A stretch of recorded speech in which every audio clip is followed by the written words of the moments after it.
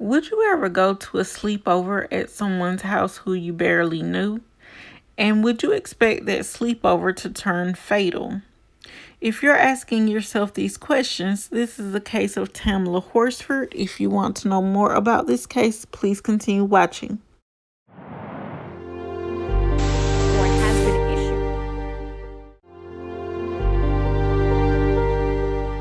And it's just so many questions that I have. And I bet he would run after what he's done.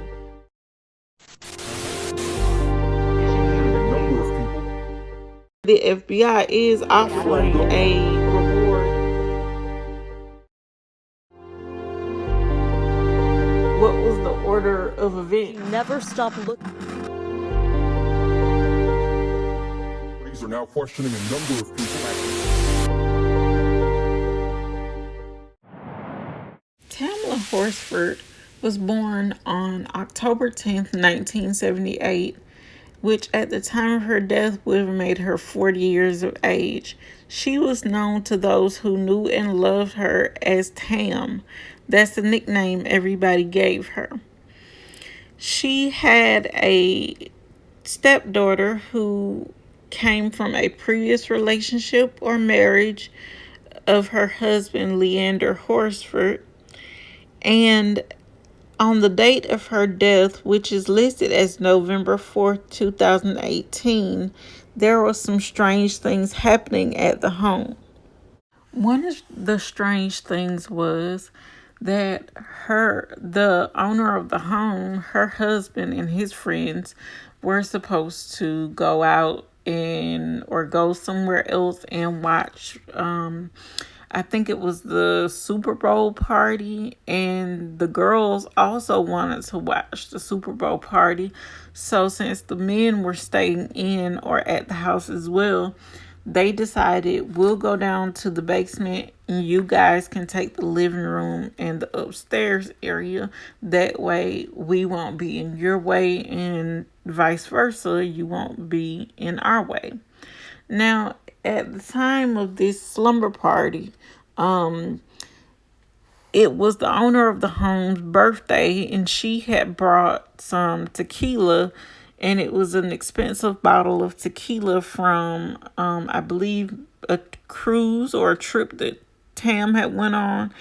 And the owner of the home was making a statement to everybody saying, I hate tequila. And,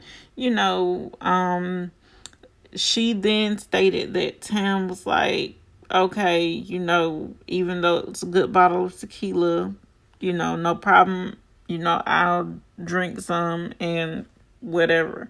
So they made it, or the owner of the home made it seem like Tam was just throwing back shots of tequila and that she was basically smashed from all the drinking. Also, there was one of the friends that were there with them, and she was taking a antidepressant. I don't know the correct brand name for the antidepressant, but I have the generic name here, and I'll remember to put that down in the description box below, as well as a few articles that I read while researching this case. But this benzodiazepine that was found in her system was used, as I said, as an antidepressant, and I think an anxiety medication. And they are making it seem as if the possible ingestion of this antidepressant or benzodiazepine possibly aided in her fall, which they say she fell, obviously hit her head, and I want to say broke her wrist, because the benzodiazepine does cause memory issues as well as coordination issues, and it can also cause a lapse in judgment. And they are believing that for whatever reason, Tamala went outside to smoke a cigarette, or possibly, as she had, or it was said that she had done earlier in the evening, was to smoke some marijuana. I don't know how true that part is, but the husband, who was there with his friends, he is, I believe, was a some sort of a law enforcement officer in the community. And so his wife told Tam, basically, you can't smoke that here. And so Tam's like, okay, sorry about that, didn't know. And so she put it away. Now, they are making it seem like she went outside to smoke a cigarette and possibly lost her balance and fell. And due to the height of the deck that she fell from, she hit her head, dislocated her wrist. Now, when I was looking at the report and the death certificate, it lists her injuries as multiple blunt force injuries. Now, I don't know how anybody could fall from wherever they are, get up, and fall again, but they're hurt from the very first fall that possibly knocked them out or unconscious, or ended their life. How, after a fall like that, could they get up, fall again in the same manner that they did before, and possibly do it again in the same manner, but you have multiple blunt force injuries? Now, I don't know how that's possible, especially being as wasted as they made her seem like she was. I don't know how that's possible. Now, I can and will say that there are some people that can get, wasted and be able to drive and walk home or things of that nature. But the way they were making it seem was like she was drinking the tequila that she had brought, as well as the other drinks that the ladies were providing there too. So if she was as wasted as they say that she was, there is no way that she could have done this to herself, like fall from a deck that high more than once, or even cause multiple blunt force injuries to herself.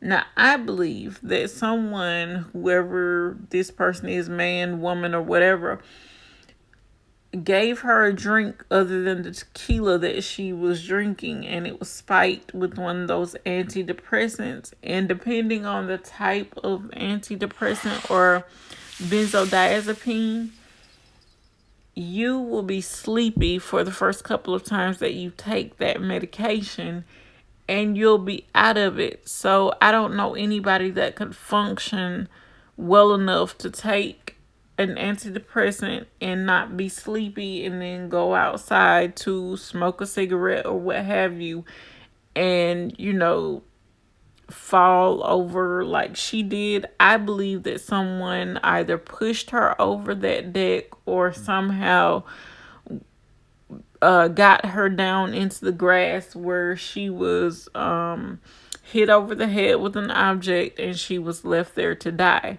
Now, if you look at this picture here of these three women that have on these masks, this came from a social media post where the caption read, "These are the best face masks. If you know, you know." Now, that kind of leads me to believe one of two things happened. I'm not going to say what the other was, because I'm pretty sure everybody can catch on to what this video is about. Because these women, two of them at least, left before the police were called, because they so-called had to go to work. And I believe that the police botched this investigation from the jump, because they did not treat the house where this death happened as a crime scene. And the aunt, who was living in, I guess, like different room or different part of the house. Had her own type of little kitchen set up where she said that she made herself some coffee, and then she looked out the window, and that's where she saw something in the grass, and then she looked a little closer and figured out that it was, Tamala, due to the pajamas that she was seen or last seen wearing. Now, the masks here that are seen here was before the pandemic, so they had no actual reason to be wearing these face masks, and that's another reason why I say I'm not going to state what I believe happened that night, because face mask before pandemic signifies something else to me, like you're trying to cover something up, literally. But Tamala's husband and her children and the rest of her family are calling, foul play and demanding that this case be looked into again. I agree, and I feel like the husband as well as the wife should be looked into as well, along with these other women that were there, because due to what Tamala's husband said, Tamala would not go somewhere and get that drunk around people that she didn't know that well.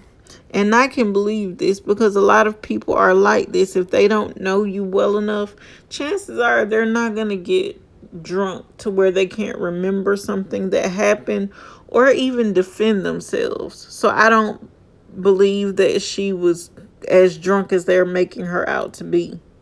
Now, when I looked this up just to be thorough, it says that in the state of, or the state of Georgia, the county of Cummings, Forsyth, Georgia, anyone under the age of 21 is considered intoxicated if their blood alcohol concentration is 0.02 or higher. For those who are 21 or older, the BAC limit is 0.8%. Now, I'm not a drinker, so I had to talk to someone who does drink, and I asked them, would this blood alcohol limit make this person like impaired, unable to walk? Would it cause them to not be able to function as they normally would? And their answer to me was definitely yes, because if they are intoxicated, but a lot of people can function at a level that's unbelievably high when they're intoxicated, and I've seen it happen. But in Tam's case, when they did the autopsy, they said her blood alcohol concentration was of 0.238 grams. And yet again, I had to go back to the person and ask them about this. I said, would this person still be able to function? And their answer was basically no. They shouldn't even be alive at a blood alcohol concentration level that high because, alcohol poisoning. So I don't think that, even though this report I have questions about, I'm not going to go into that here, but I don't think that she was as drunk as, the people in the house were making her out to be.